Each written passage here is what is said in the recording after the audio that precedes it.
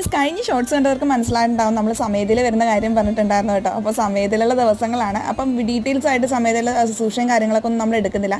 ചെറിയ ചെറിയ ഷോർട്ട് വീഡിയോസും കാര്യങ്ങളൊക്കെയാണ് കേട്ടോ കാണിക്കുന്നത്.